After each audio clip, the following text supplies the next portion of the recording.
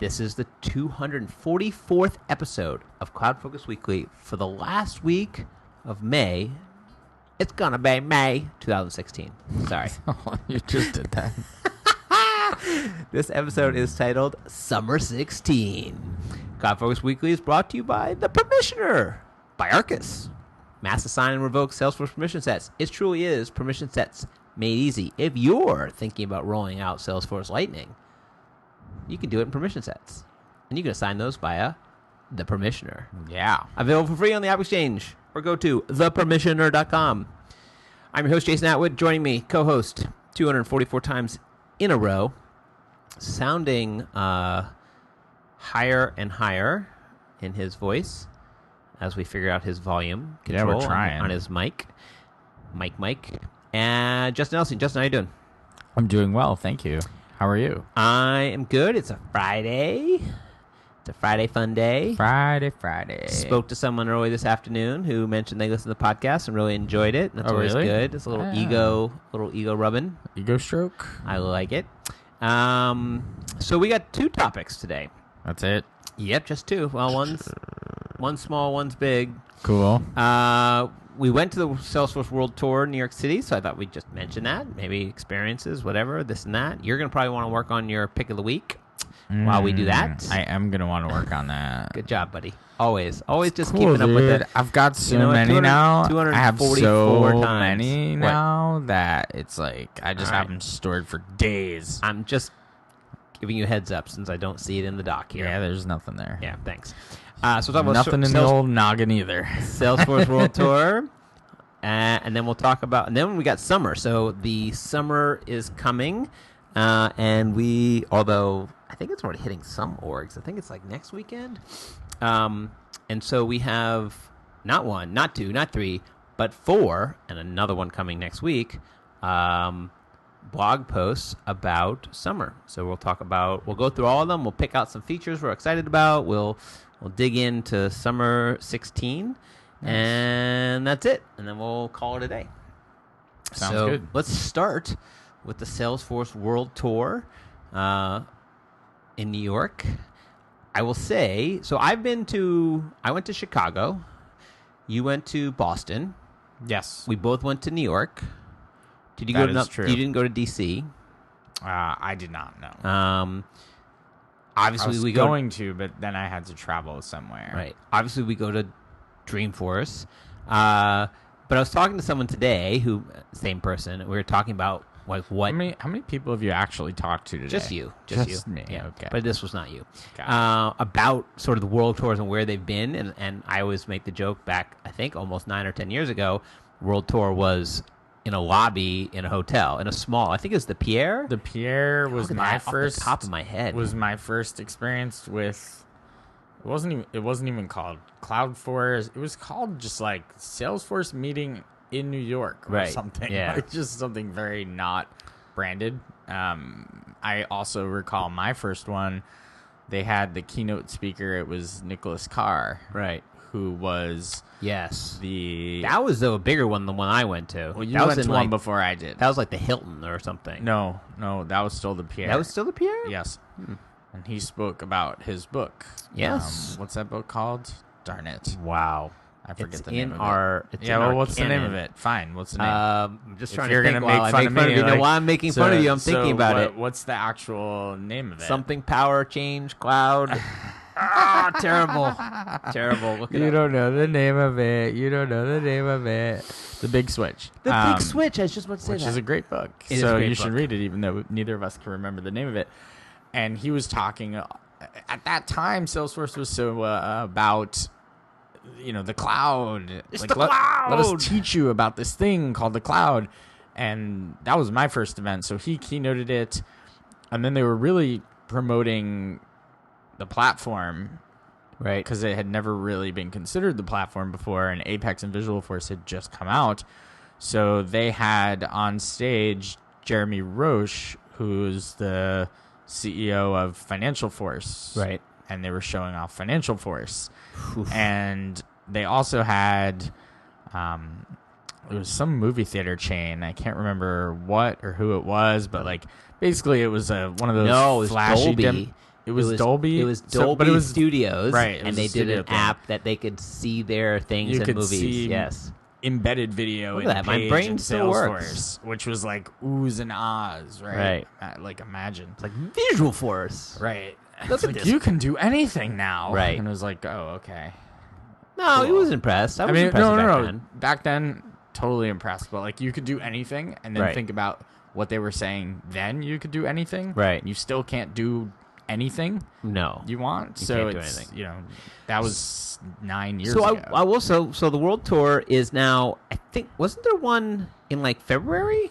Yeah, they've been doing 2 a year in New York now. So they this do is- one like right after Dreamforce. Oh, there's another one in December. Yeah, they do it like right after Dreamforce for people who basically Right. live in So New this- York and don't go all the way across the country. for This one Dreamforce. was weird. So I've been to a lot of them. They've all been growing. So every time I've gone, this gotten bigger and bigger and bigger. This year, though, for some reason, it's like they contracted. It was smaller. It was smaller. It was very Expo floor was small and condensed. Very condensed. no admin zone, no developer- trailhead, no developer. Theater, nothing. It was kind of just much smaller. I think the Trailhead DX or Trailhead X, whatever it's called, that Right. developer conference that is or isn't a developer conference, I'm not sure. We'll get some feedback when it's done. Is taking, obviously that's taking money away from these world tours because you want Right. you want to do. Basically, you want to get in your developer fix and your Trailhead stuff. Right. Well, you go to this conference over and that's here. more of like a multi-day, like It's a full conference. session. Well, but like With- these world tours are not like Yeah, but multi-days. it has like keynote speakers that Right. aren't Salesforce executives. Like they have Woz, right. who's doing the keynote or a special fireside chat or whatever. Well, this and one- Benioff will be there and Parker Harris will be there. So like more important. little more juice. Back when Benioff used to little do these juice to it. So the best part I thought of it was, so we're in New York, obviously. The ones in Boston 2 years ago was Tom Brady. Last year, or this year, was Bill Belichick. So clearly a football theme. During the keynote. Last year's World Tour was Jeter. Yep, we had Jeets. And then this year, they announced it like 2 days before. They got Eli Manning. They even announced it, which they don't normally do. They don't. And it was Eli Manning, which I thought was kind of fun. I'm not a Giants fan, but I'm a big football fan. And I'm a fan of any team that beats the Patriots Do you like multiple sports ball? times. I love sports ball. Good. And so I thought it was fun. I just hearing him speak, and again, it was... I was busy working. Oh, really? So So I you didn't see it did either? not see it. Oh, no. I'll tell you about it. I was So busy first of all, talking to somebody. Guess who was interviewing him? Do you know? I have no idea. I wasn't Dan in the room. Darcy. Oh, Demo Dan? Demo Dan. Demo D was doing Yes, the he demo? was doing the interview. Oh, that's So cool. it was so cool when he came up. I'm like, oh, and he's like the vice president of productivity or something. Literally, it said vice president of productivity. I was like, that's my role. I want to be that role. Damn, Demo D So just up comes- making a show in Here there. comes Eli, and it was cool. I mean, it was very. Two things. One, I thought he spoke better than I thought he was going to. I don't know if that's a good course, thing. 'cause, He just doesn't seem like a good speaker. Doesn't seem, yeah. But the questions were, I mean, I'm going to make a baseball. They were soft, they were lobs. So he was throwing them, out, knocking them out of the park or, throwing touchdowns. But they were like, Was he knocking out of the park or throwing touchdowns? What was he doing? touchdowns. He's like, so tell me about, leadership on a team, right? And then so all he did is he told stories, which I'm sure some of them, I mean, one of them was about his brother winning the Super Bowl this year, which was fun. And another one was Sure. about him winning the catch and there's stories that you can just tell he's told 50, 60, 70 times. Sure. I've not heard them all. But they were good. And it was interesting. Anyway, so I was a little disappointed that it was smaller. I get it they're just spreading themselves with connections and with Trailhead DX and with all the world tours going on. This one I don't think is getting all the love in New York. It was fine. Again, it just doesn't for me. It's less and less interesting to go to these. As a New Yorker, I like to disparage Boston, and I'll go ahead and say this was like a Boston World Tour. Oh wow! Chicago's was bigger, so that's where, as a New Yorker, Yeah, I didn't like that it was mean, bigger than Chicago's. I don't get it, but apparently I was talking to other people who said, "Yeah, I see it, I get it, I know why." Like I feel it, like they're spreading themselves thin, and all right, fine, New York, like not a big deal, Right. Like we're gonna Well, again, kinda there's going to treat be this another like- one in New York this year, right, and we're December. and I imagine it'll be very similar. I don't think so. I think it'll be much bigger. I think this one, the reason this was smaller is because of, I think, how they timed it. I don't think they got a space. I don't think they got because there was another conference going There into were space two they others, normally are. 2 other conferences going And on one was in the stamps. Javits. Yes, the stamp collectors, and then some other conference. They also did not. I think Hype it. after Dreamforce, there's a lot of content that is very reusable. Right. Right now, they're in this dead zone of content where building it. the Dreamforce content is being built Right. for this coming Dreamforce.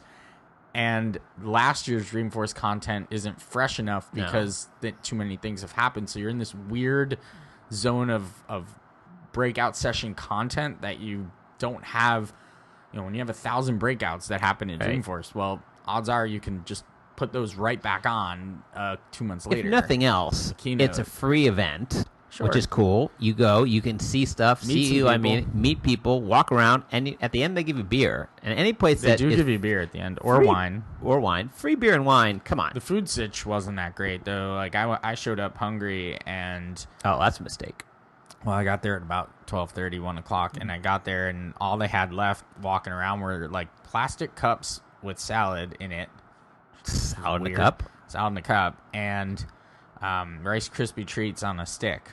So I had a couple of those. That's nutritious. I needed the sugar. I don't know. All right. Speaking of sugar, Speaking of some, let's jump some into sweetness. to Summer 16. Yeah, let's do it. I feel like this is the most reliable release time frame. That the summer release is almost always exactly in the same spot. Where I feel like winter and spring switch around a little bit, but this one never. This one's very reliable. I'd like to make a statement. Yes. About summer 16. Yeah. Is it better than spring 14? It ought to be. I feel as though this is the release where they're gonna fall back on it and say this is when like Lightning experience really came out. Like I feel like this is when a lot of the Lightning experience stuff is coming GA and coming around and really being more reliable. I still find myself trying to use it. I'm trying, doing my best. Is it but successful? It's just not. No, I just find that I can't do certain things, or maybe and I know how to do them. It's just I'm not seeing enough, and then in certain cases I'm seeing too much in terms of data. Like I'm not seeing it in the right places at the right time, and I'm just not used to it. And change is hard, and we all know that. But I feel as though this is a very big release for Lightning experience, where all future releases will basically primarily be focusing on Lightning experience and not moving things from Classic to Lightning, but here's a lot of new stuff and it's only in Lightning, so you could keep using that Aloha Classic stuff if you want, but you don't get this or that because it's only in Lightning. I think, and again, we've talked a lot about Lightning. I switch over to it once a week. It's sort of my thing. I go over it once a week and we have it in our org, obviously, and I try to do work. Like I'm not like judging it. I'm just saying, let me just do work. And I find two things very quickly. Three things. One, some parts of it I really like. There's some new things I'm always surprised. Like, oh, I like that. That's neat. I like the way that's set up. Some of the editing things. So some things I just kind of really enjoy. But then two things quickly happen to me. One is I find things I just can't work in it. There's just stuff that just doesn't work. And it's not like it doesn't work because I don't know how. It doesn't work because it's kind of just still missing. I'll give you an example. Just now. So I just flipped over it just to look over it. You know how so I went to go see, you know how in Salesforce Classic, Aloha, when you hover over likes on a chatter post, you get to see who liked it. Mm-hmm. Not the same experience. Doesn't work. What if you click the likes? No. It doesn't do anything. It likes it. It doesn't like it. You can't Doesn't see do who anything? liked it. Oh, you can't see who else liked the post. Right. I'm in the feed collaborate section on the side of the thing. So it's like stuff like that just kind of gets me, While we're doing this, let me flip over. Go ahead, flip over. Well, let's we have 4 blog posts to get through. So I'm why gonna don't flip over anyway. Well, flip over anyway. I was gonna say, like, a lot of your work is not as sales oriented. So for people who are working in Salesforce that aren't salespeople, I still don't think Lightning Experience is the right experience per se. Right. Like, we rely on our app, and the idea of an app in Lightning Experience is a little different. It's like the tab sets are weird on the side, right? Because they just show them all in whatever order they feel like they want to show them in. Right. So it doesn't, like, what you're used to working in just isn't the same. And especially for you, when you want to get to all those custom objects that we use, they're not there. So you have to flip to this weird app launcher thing, which takes time. I will say that's to load, right. And then you click on the Arkus app, which takes time to load, and then you just get a list of tabs. It's Right. like, oh, okay, cool. I'll go to this tab, and then there's really no way to get back to the rest of the tabs because they're all custom objects. So there's a little weirdness going on in that respect. I mean, there are pieces that, again, I'm excited for when it's usable from a custom object standpoint, and from other standpoints, I'll be excited about list view charts and things like that. All the stuff that I think is really cool in it, but I need this other core stuff to be there. And I don't think it's gonna be this release. I think it's next release. Our org is set up necessarily to be very functional in Lightning Experience. But that's 97% of all orgs out there. So we're a pretty standardized org. We have a bunch of custom objects, but it's not a lot. We do a lot in leads, accounts, contacts, and opportunities, and then we have a couple of custom objects to do with some other stuff. But yeah. Anyway, so let's go. Let's go through the blog post. So the first blog post was by this young man named Justin Edelstein. Who's that? Who is that? Edelstein. Who are you talking about? Well, we always mispronounce people's names, so I figured I'd mispronounce your name. All right, cool. So this is the first one. We always do the summer rapid release notes, rapid reaction. That's me. Right. So we do a series. We're on, I think, the 4th. The 5th one is coming out next week. Yeah. And just gonna keep rolling. Right. So that's kind of fun. So we all pick some things. Sometimes they cross over, but so you did the rapid reaction. You basically just read it when it first comes out. You pick some stuff you like. So pick one of these things that you're excited about. I'm gonna save the one that I'm really excited about because we'll talk about it during the one that you wrote during financial services. Right. Because I'll save that one for later. I think one of the really interesting things that Salesforce is upping their game with is the geocoding for addresses. So being able to set up rules and be able to access geocodes for all account, contact, and lead addresses is really interesting. And then to be able to use the geocodes inside of the API or in formula fields and presumably within Apex to write things is really very, very cool. It's all part of data.com, but it's not an additional license fee. So it's just platform-enabled address goodness, which started like a year ago when like all of a sudden Google Map would just show up. Right. It's like, all right, that's cool. It's not dynamic. It's just a static image of a map. Right. I could click it and it goes to Google Maps and then I could do stuff with it. But now I've got the underlying data that I could start doing things with that I think is really interesting just to give away. Yep. Because they could have not given that away, right? They could have said, well, that's part of data.com if you want geocodes. Yeah, that's a good one. And the other one, I'm not going to mention the big one because we'll mention it later, but the other one in your blog post was create and edit Lightning Experience homepages. So this is good. I also so the ability to create custom experiences, change the homepage for people. But I think this also is one of the biggest ideas out there that in this case you can actually assign them to people. This is my biggest barrier of entry Right. for the actual use of Lightning experience, outside of the fact that there's certain things that just don't really work for my use cases. But the homepage doesn't work for me. Right. Like, it doesn't show me the things I really want to see, and I'd rather see the things that I want to see with Lightning components that I want to see on my thing. This is one of those, I'm going to kill off a idea exchange idea that's hugely popular with a Lightning only fix.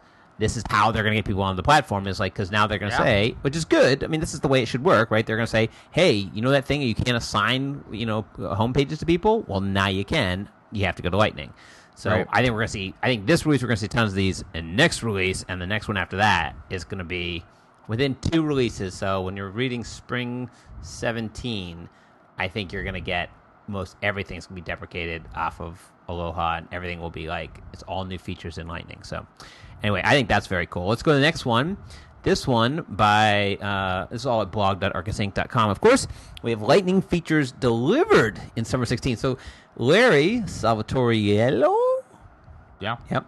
I think I got that right? Salvatoriello? Sure. Okay. This has taken the place of the sales one, because a lot of the Lightning stuff is geared towards a sales user. Right. So that's why this was written this way, because it's really all about the Lightning features that have been released that help to increase sales productivity. So it's not necessarily looking across the entire spectrum of Lightning, but just looking at things that will help salespeople do things easier. And I think the first thing that he mentions, the account autofill, is really cool. Is that because he actually wrote really cool in there? No, I didn't even see that. He says it's really cool. It's kind of cool. It's kind of cool. It's really cool. So he did mention, and I agree. So side note, it's in beta, and what it is, basically you type in, when you're creating an account, you type in the account's name into the name field, and Salesforce will offer up suggestions as to what company you're actually putting into the account name field.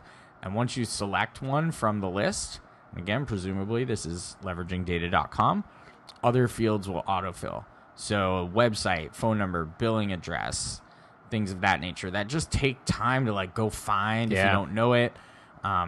It just takes the time out of it. Now, this will only work for US-based companies.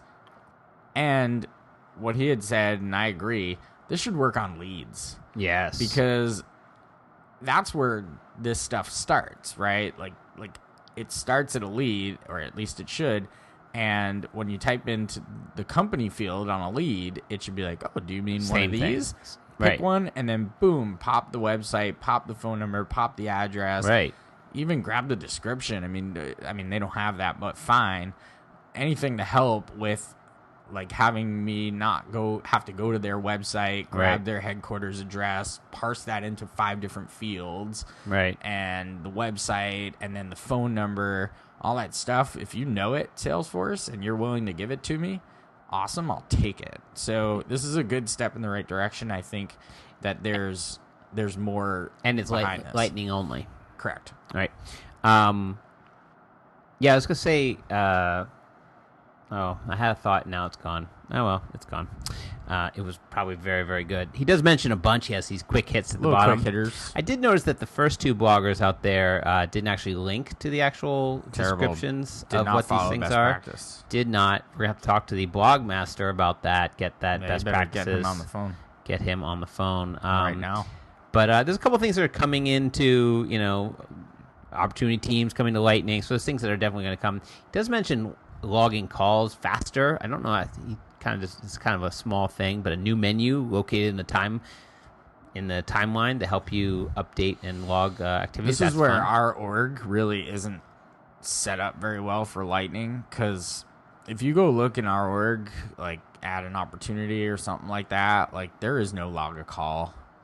It's just, I feel as though we have to go in there and mess around with the actions on that page layout to make Right. sure that they're all, because everything's an action in Lightning, and we're used to related lists with buttons, and we have to flip our thinking into, wow, we should really be doing everything with actions, because then they'll just flow into the Lightning experience if they're on the page layout.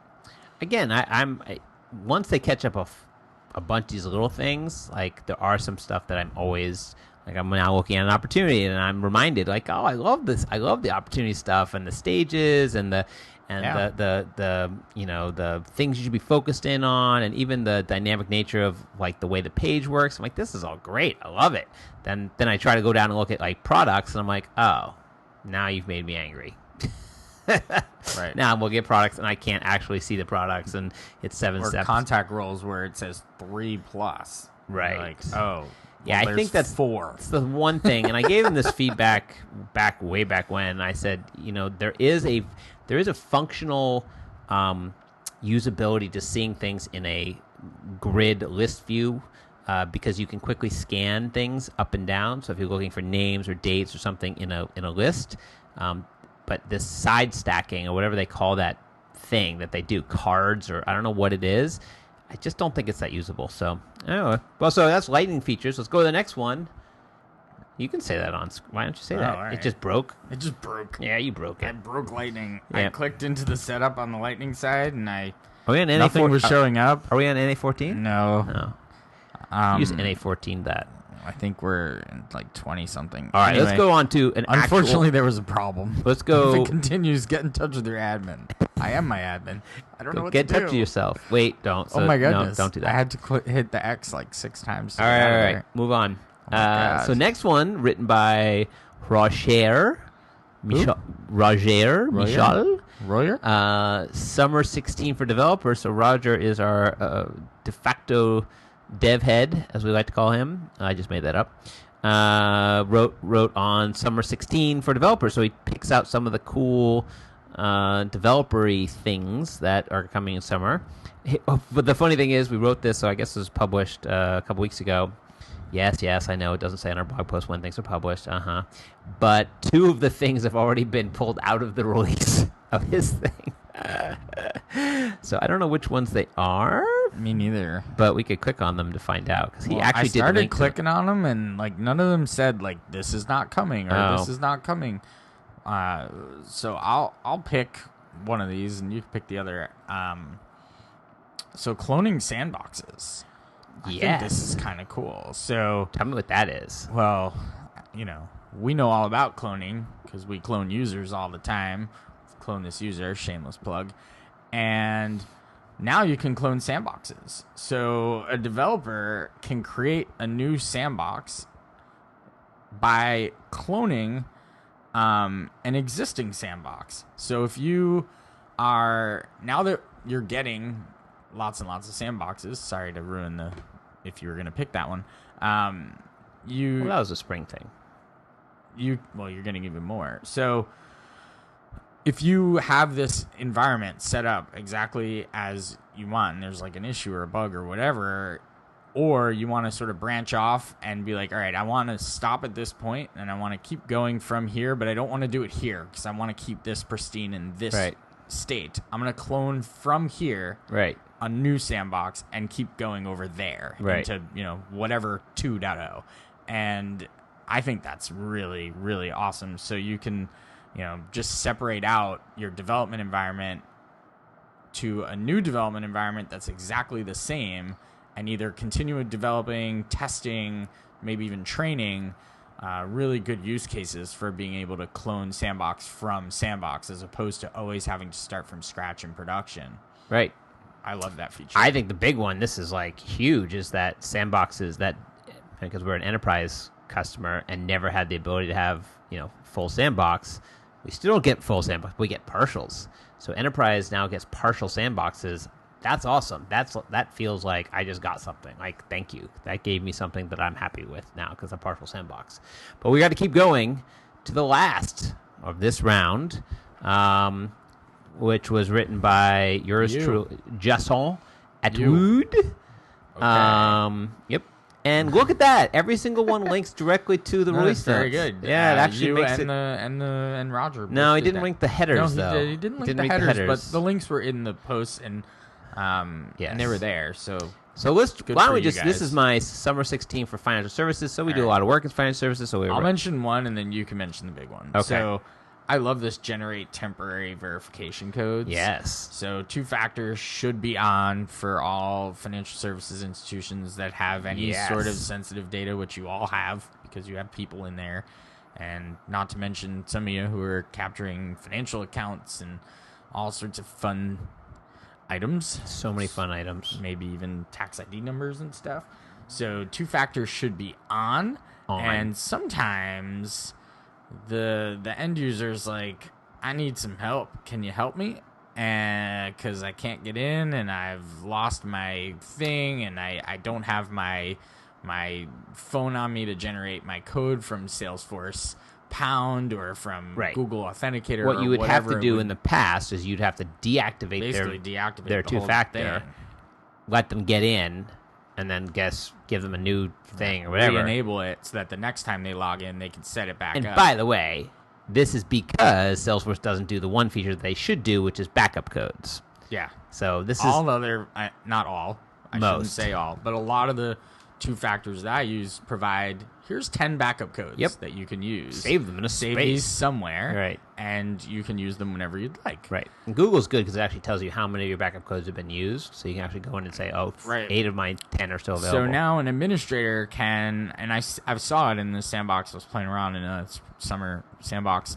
There's a new field on the user that it's a link. You click it, and then you can generate a quick hit temporary verification code. Right. That's cool. For an admin, can help someone get in. It just makes admins' lives harder, but better than... Well, at least like someone, if they're like, hey, I can't log in, and it's like, well, use the code. They're like, oh, I can't get to the code. It's like, well, now what? All right, here's a code, right? At least you can help them get in, and you'd rather have them in than not in, right? Yeah. No, as I was going around, I just got the unfortunate there's a problem thing in Lightning, so... Oh, you got the bug too? Just now. Isn't that terrible? This is like GA just trying in production, and all you're doing is clicking around. And both of us during the Salesforce, but like during the recording of a podcast that is less than an hour long, 2 Salesforce professionals were playing around in Lightning Experience, and both just got wonky errors. Fubard. And that is not appropriate. like you are enterprise software. Get with it. Let's go. Gonna try not to. Don't demo everything in Lightning if it doesn't work. Ooh. Hey. Yeah. No, I can't. All right. You gotta throw it out there. You gotta get in there. If you're gonna criticize some, you gotta criticize them all. I agree. So let's get to that feature. So I guess the last feature. This is it's killer. It's killer. I've only played around with it for a little bit. So I went into a sandbox. I played with it for a little bit. You and I were actually doing it together. We kind of figured it out within 5 minutes, but then I don't know all the ramifications of it, right? A few we saw, don't know all, but it's the ability, and this has been something that we've known is coming for a long time. It's a huge idea thing, which is the ability to associate multiple they're calling associated contact with multiple accounts. To me, I call this the merge of contacts and contact roles, because forever and always talking to people about contacts, people that are at a company, and a contact role, people that are not at that company but want to be associated to this company or this account, has been difficult. And saying they're separate and they're not, and this one has a role and this one doesn't. So this is a replacement. It's a replacement for basically both, for contacts and contact roles. It's called related contacts. It's a new related list. It inherits your contacts, which is cool. It does not inherit your contact roles, which is not cool. So when you turn it on, again, this is my sandbox testing. If you turn it on and added the related list to your account, you would see related contacts, contact roles. In related contacts, you'd see your contacts. In contacts, you'd see your contacts. And in contact roles, you'd see your contact roles. And then the related contacts would be a place where you could add back your contact roles. And the nice thing is they have some different distinctions, and you're allowed to have multiple roles per contact. So it's a multi-select pick list. So I can be both the COO and the co-founder at a company, and I have 2 roles at that company, and then all of your contacts are in one related list, which makes sense. And probably if they were to re-architect it from the beginning, they probably would have done this originally. So it solves a lot of issues that just with understanding Salesforce and understanding how contacts, you still have one primary. Your contact is still primary to one account. That is not going away, but it takes away the pain of it because it all looks like it's together. So, and then when you can relate an account, you on the contact side, you see related accounts, which you never saw with contact roles. Contact roles was only one way. Now you see it both ways. So if I'm related to an account on the contact side, I see related accounts and my role there as well. So this will solve a lot of issues. The one thing it doesn't do is automatically migrate your contact roles. I don't know why they didn't do that, but they didn't. But thankfully, this is out finally. I've known about this for a while, but haven't seen it. So very cool. I'm probably the most pleased with this. We do got to hurry up, though, so you're not allowed to comment. And let's make some picks. Okay. Are we going to do this next time, or are we going to do all the catch-up? Because we're not ready for this. I have to get confirmation on the next one, so let's hold off on it. All right, so we'll do a catch-up. There's lots of actually other news in the world going on, like in the tech world, some fun things. So we'll kind of do like a tech cloud catch-up next time. Yep. And then we have another special episode we want to do is coming soon. We're going to do a nonprofit special edition, so just talking to nonprofits. We have an agenda for it. We have some news around us that we're going to talk about. All going to be cool, but that's until we get sort of official sign-off. We're not going to do it. Right on. Okay. All right, do it. Tell me what's your pick. I got this for my wedding anniversary for my wife. Is that the second year you're supposed to get tech? Tech is 2? Year 2? Yeah. Okay. This is the new wave list. So I got an Amazon Echo. Welcome to the new wave. Right. So I got an Amazon Echo. And the Bunny Man? Right. So it's pretty cool. Sorry. Just not helpful. So it can do a bunch of things. It's got a companion app on the phone where you log into your Amazon Prime account and you tell it what you want it integrated with, all the different settings and things that you can have it integrated with. So you log into like your Pandora account, you log into, you say, oh, integrate with my Google Calendar, and you sign in with your Google account and things like that. So it understands your calendar, it calibrates to your voice, it does all these things. So the Echo is basically this, looks like a cylinder that just sits somewhere in your house. Right. It connects to your Wi-Fi network, and you start talking at it, kind of like Siri, but it's called Alexa. So you tell Alexa what you want her or it to do, and it can do a plethora of things. So it can play music. So you say, Alexa, play the Rolling Stones, and Alexa goes into, in this case, it would go into Amazon Prime Music and start playing a playlist of random Rolling Stone songs. Right. It can connect to Spotify, Pandora, iHeartRadio, TuneIn, a bunch of, which is like a radio thing, a bunch of other things. It doesn't tie into Apple Music, which is a total fail and a bummer in my case. That's because they're just in different worlds. I just wish it did, because I've heard that Sonos can tie into Apple Music. So it's a shame. Oh, that's interesting. Which means there are hooks. So it's kind of a shame that this can't. They can't work on that together. Right. The sound is awesome. You can ask it questions. You can ask it the weather. The other day, I said, Alexa, order cat food. And it went through my order history on Amazon and said, do you want this? And I said, yes. And 2 days later, it was at my door.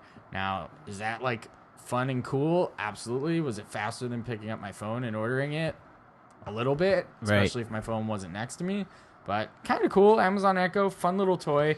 It is $179.99 on Amazon. It's a little. It's a little on the high side. $99 I'd be in. Well, they have an Echo Dot, which is a different thing. But you need the Dot. You need the Echo to get the Dot. There's a number of different types of echoes. Anyway, really fun little toy. I wouldn't call it more than that. I love toys. It's a toy. All right. Mine is going to be a weird one. I learned about this on an interview. I was watching this interview series on YouTube. I forgot the series. I posted it, tweeted it the other day, so go look there. But it was an interview with Mark Cuban, who I follow because he's interesting in the world of Shark Tank and whatever. He's kind of interesting guy. And he was talking about how he communicates with people, and he invested in a company called Cyberdust. Cyberdust is a interesting platform. The best way I can say is like it's like Slack or iMessage or IOL or one of these millions of things, except for the point that it automatically deletes.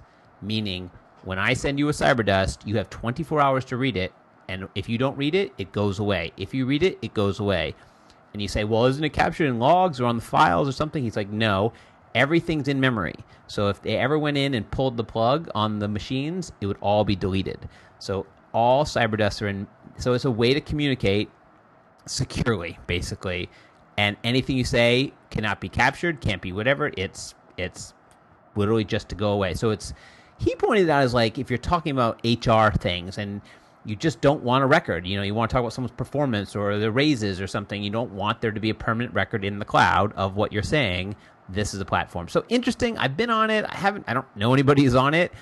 I could see some use cases around it. I don't personally have those use cases, but it's interesting. You might want to give it a shot. Again, a sort of a non-permanent, gone way of communicating that does not create a trail, which, in some cases is a bad thing. So Cyberdust is $0, but they're trying to build the thing. He's also in there, obviously, and you can hit him up. So hit up Justin at Just Elstein. Hit up me at Jason M. Atwood.